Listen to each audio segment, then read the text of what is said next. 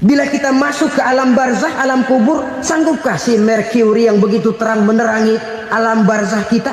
Tidak sanggup lagi. Sanggupkah lampu yang ratusan watt, bahkan puluhan ribu watt menerangi kehidupan di padang mahsyar? Tidak akan sanggup lagi. Kalau demikian, yang dimaksud lampu yang terang di sini apa? Tidak lain amal soleh, kebajikan yang kita lakukan dalam hidup. Itu yang akan jadi lampu penerang. Di dunia nama kita akan terang. Jasad kita boleh hancur terkubur tanah, tapi nama kita akan dikenang orang. Begitulah kalau orang meninggalkan kebajikan dalam hidup seperti sekarang. Ribuan orang tiap saat berziarah ke kubur Imam Syafi'i, ke kubur Imam Malik, ke kubur Imam Ghazali, ke kubur orang yang baik-baik, orang yang soleh-soleh. Kebajikannya yang ditinggalkan, yang mengukir namanya dengan tinta emas. Sehingga saudara sudah terbaring di alam kubur, orang lewat, Allah, ini kuburannya Fulan bin Fulan, dulu ini kebaikannya Masya Allah, saya ikut merasakan. Mari kita mampir sebentar, kita Fatihah. Mohon disampaikan Allah pahalanya kepada almarhum. Al-Fatihah. Itu kalau orang baik-baik.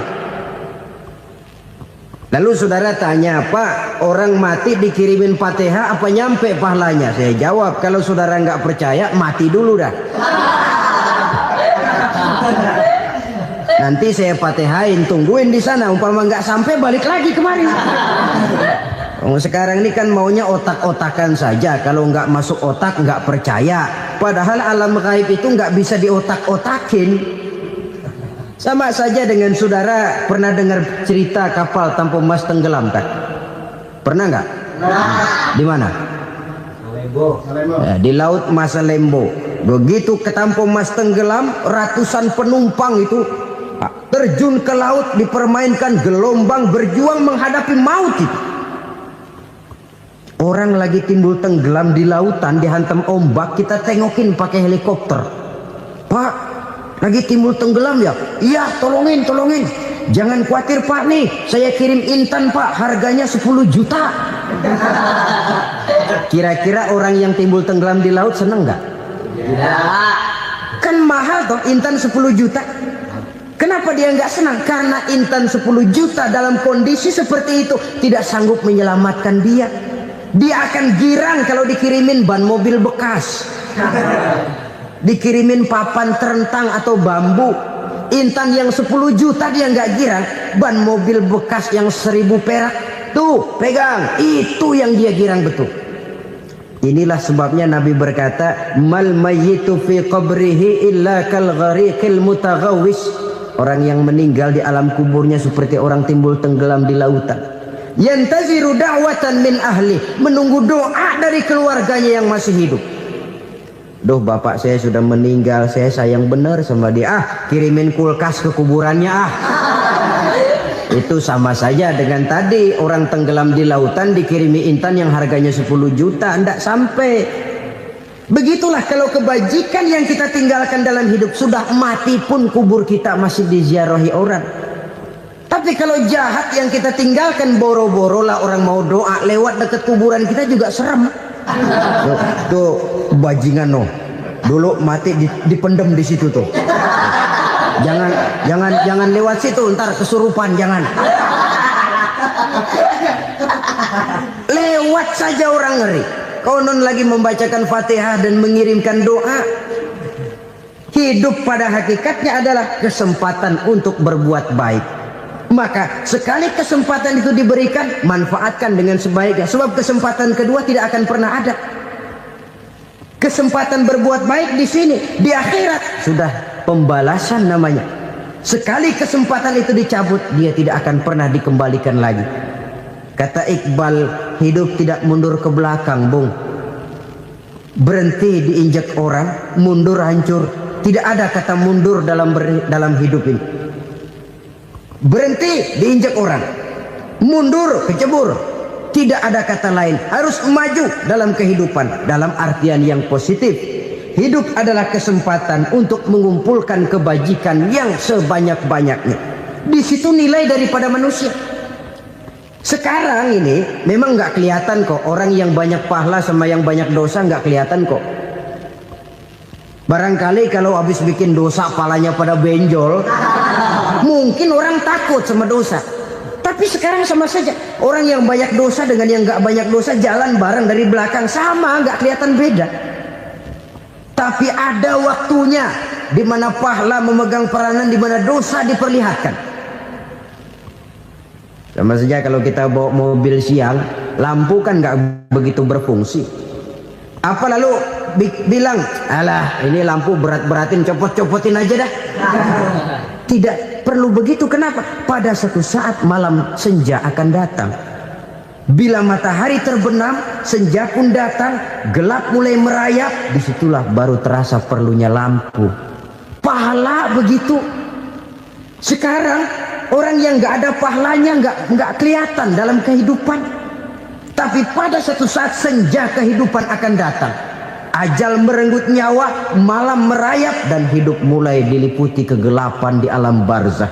Dikala itu kalau nggak punya lampu, alangkah malangnya kita. Sebab amal yang baik, kata Nabi, di alam barzah itu akan diciptakan menjadi perempuan yang cantik menemani kita. Amal yang jahat akan menjadi orang yang paling jelek nemenin kita. Sudah di tempat gelap yang nemenin jelek.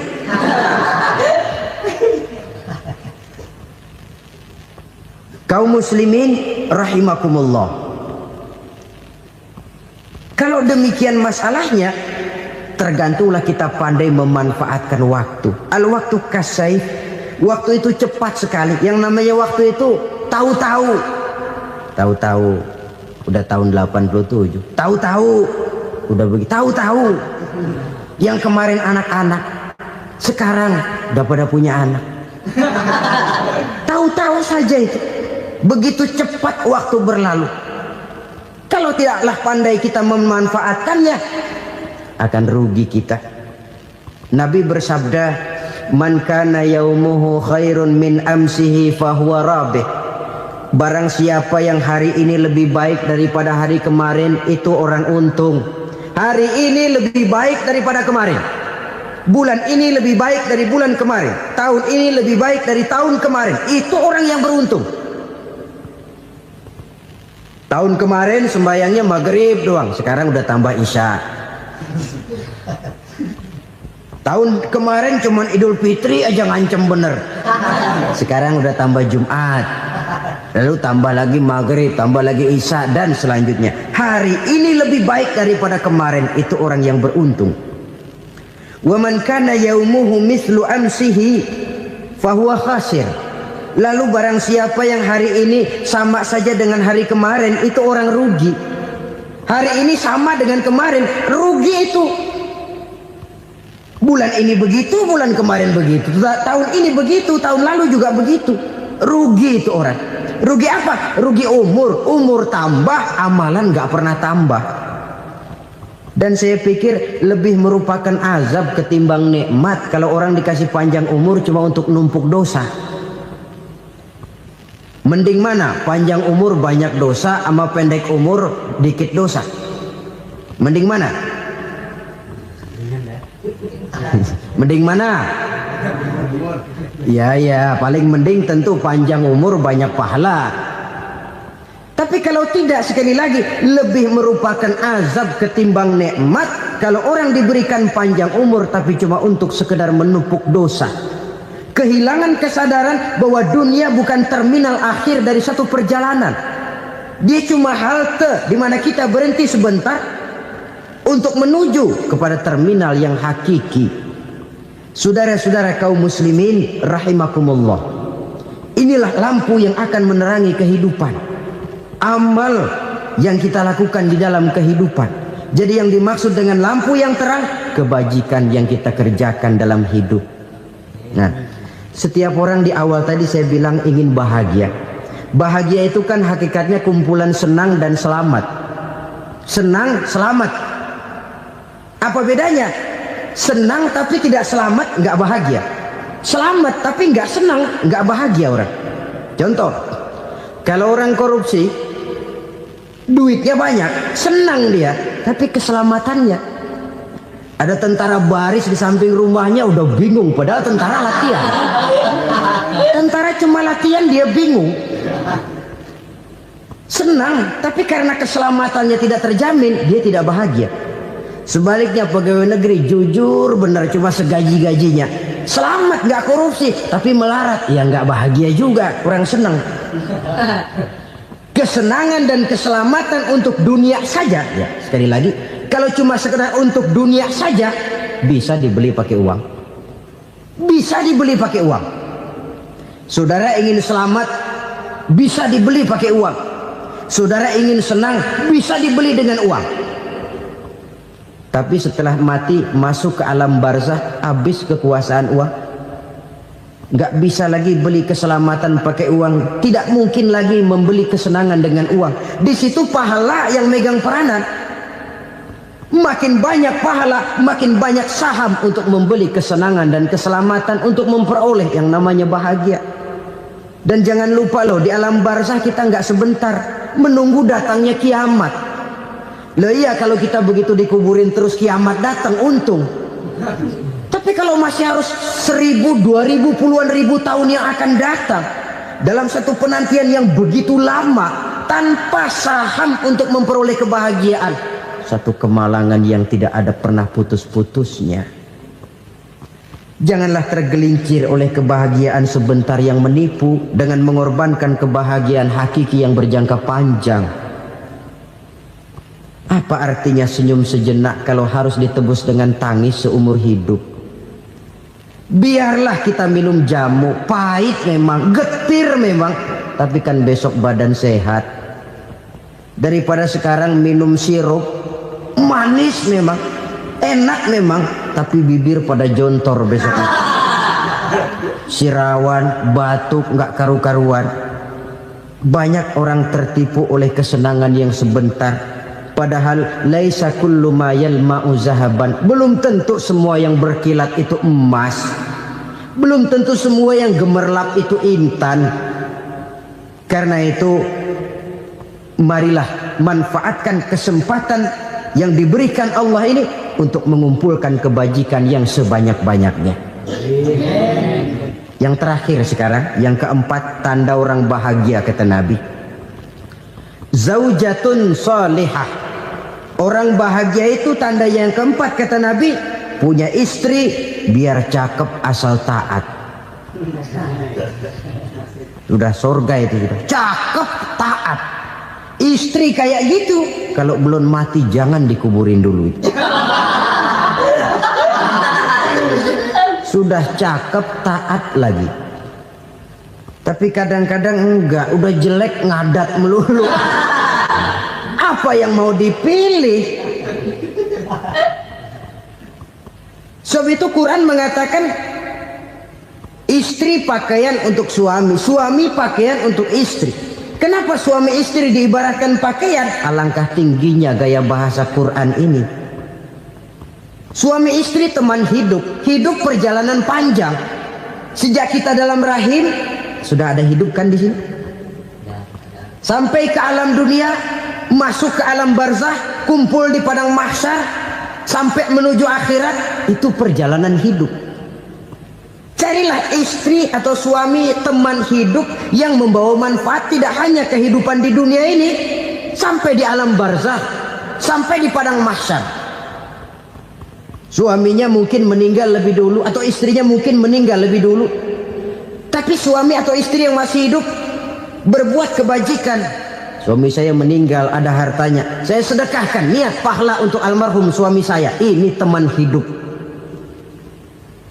Tidak dibatasi dan tidak bisa dipisahkan oleh maut sekalipun. Zohirnya mungkin pisah, badannya mungkin pisah, tapi hatinya, jiwanya, kebersamaannya dalam menghadapi kehidupan. Karena itu, saudara-saudara, bahasa Quran indah. Suami istri diibaratkan seperti pakaian. Apa fungsi pakaian? Pertama, pakaian jadi kebanggaan. Artinya suami harus menjadi kebanggaan istri, istri harus jadi kebanggaan suami.